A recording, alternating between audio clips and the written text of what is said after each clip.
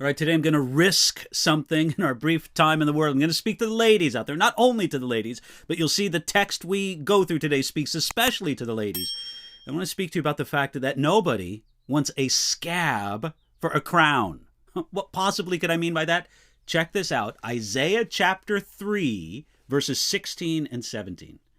Moreover, the Lord says, because the daughters of Zion are haughty, and walk with outstretched necks and wanton eyes, walking and mincing as they go, making a jingling with their feet. Therefore the Lord will strike with a scab the crown of the head of the daughters of Zion, and the Lord will uncover their secret parts. Now, many years ago, I read a story in the Los Angeles Times about a woman named Michelle.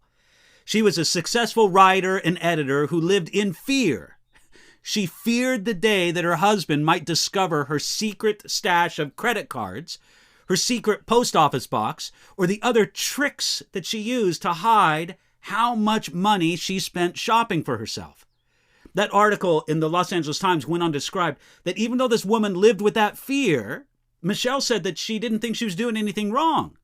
That article quoted her as saying this, I make as much money as my husband. If I want a $500 suit from Ann Taylor, I deserve it, and I don't want to be hassled about it. So the easiest thing to do is to lie. She said that last year when her husband forced her to destroy one of her credit cards, Michelle went out and got a new one without telling him. And this is what she said, I do live in fear. If he discovers this new Visa card, he'll kill me.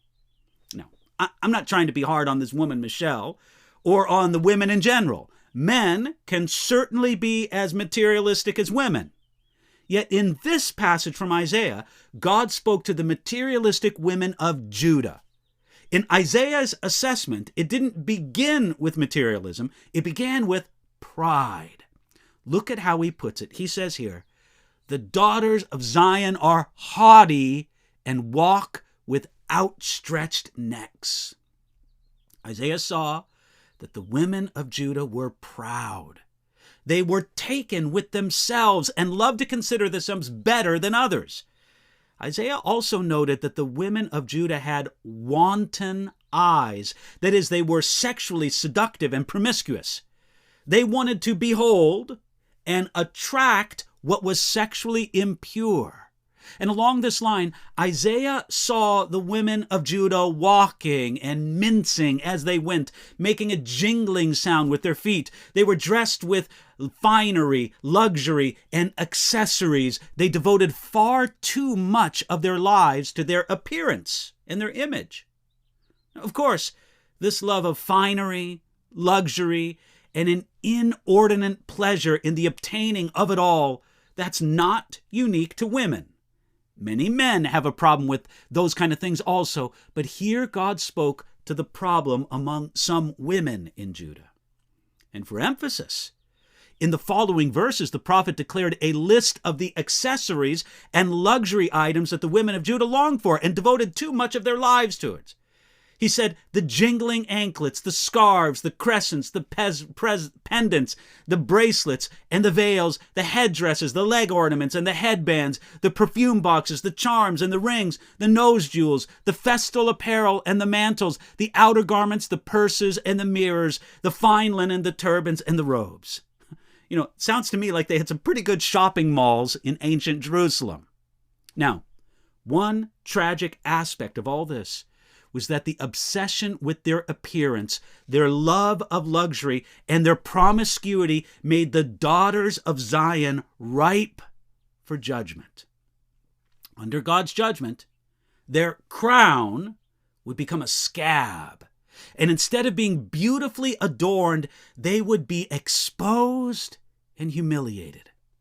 Also, the Lord would take away the finery. In Isaiah's time, these judgments were connected with the coming invasions of nations against Judah and Israel.